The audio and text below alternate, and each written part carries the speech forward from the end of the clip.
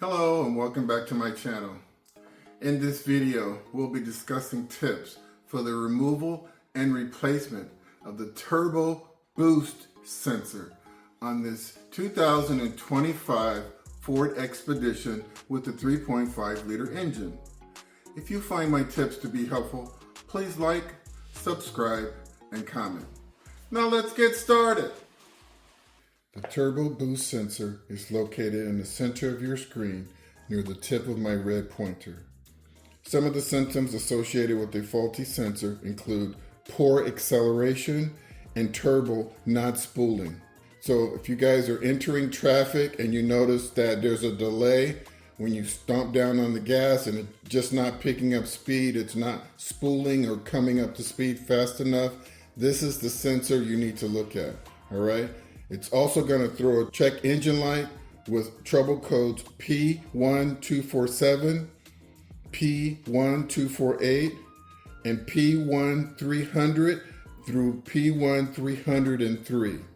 So you might ask, what does this part do? Well, it senses the manifold pressure to help the ECU controlled turbo boost. And so if this thing is not working, it's dirty, or something is wrong with it, you're not going to get the boost that you expect. This is a very large vehicle. It's a V6 engine, 3.5 liters. However, it needs the turbo in order to operate efficiently and to safely enter traffic. So you need to pay attention to this particular sensor. Supplies needed for this task include a new sensor. If needed, you're also going to need a T35 hex tool to remove the sensor. Please see other items in the description below. Now let's move forward with the removal of the sensor. So I'm standing right in front of the Ford badge in front of the vehicle. I'm going to come in right over the top and I'm just going to push back on this large holes, okay, just to gain a little access. You don't have to remove it.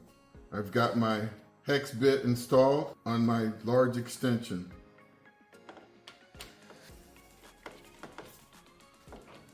And you just loosen it up, okay? All right, be careful, that screw is pretty loose. All right, next thing you're gonna do is remove this electrical connector.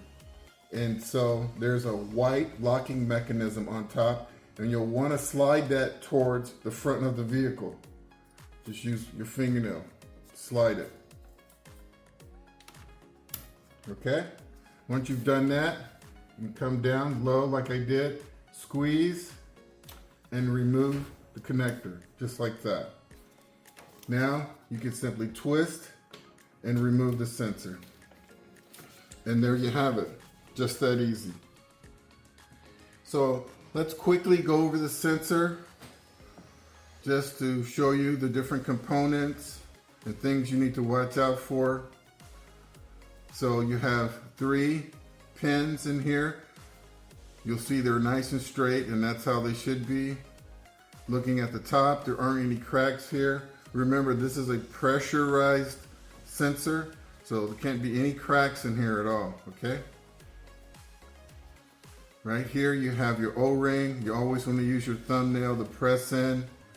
Make sure that it's pliable. It should not have any cracks. It shouldn't be brittle, and it shouldn't be hard.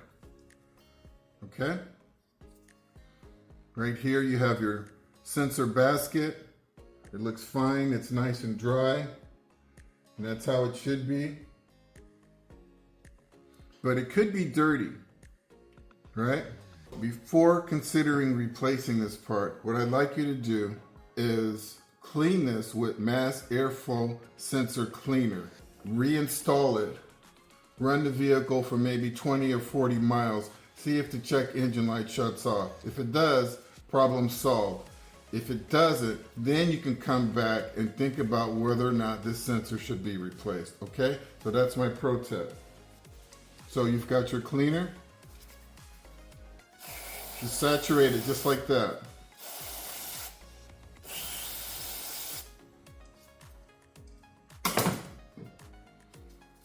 Okay.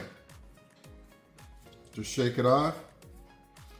And I recommend if you guys are topping off your battery or changing your air filter, you should clean this sensor and the intake air charge sensor probably twice a year. By doing that, your engine is going to perform so much better. You're going to get the gas mileage that you're supposed to be getting. Because if there's any dust on this sensor or the intake air charge sensor, the engine control unit is going to have a hard time calculating the correct fuel mixture, and that's going to degrade your fuel mileage. Okay? Well, this is really all I want to cover on this video. It's pretty short. So let's go ahead and get this thing reinstalled.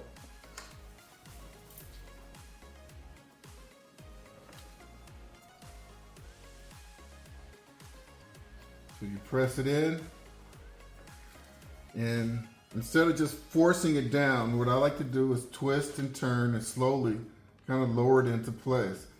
That way you're not binding up that O-ring, okay? You got your screw, use two hands so you don't drop it. Drop it into place, get it started. All right, you come back with your hex tool, tighten it down. You'll notice all of this is black molded plastic. Do not over tighten this screw. Just needs to be snug.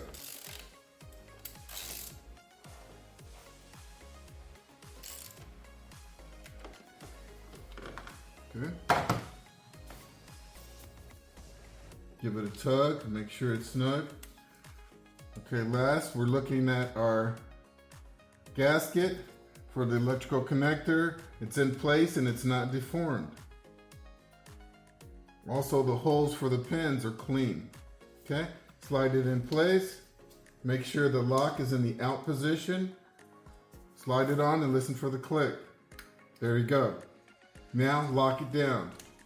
And there you have it.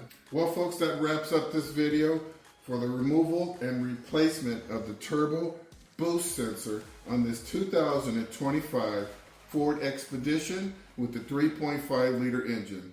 Please consider a membership, and until next time, drive defensively.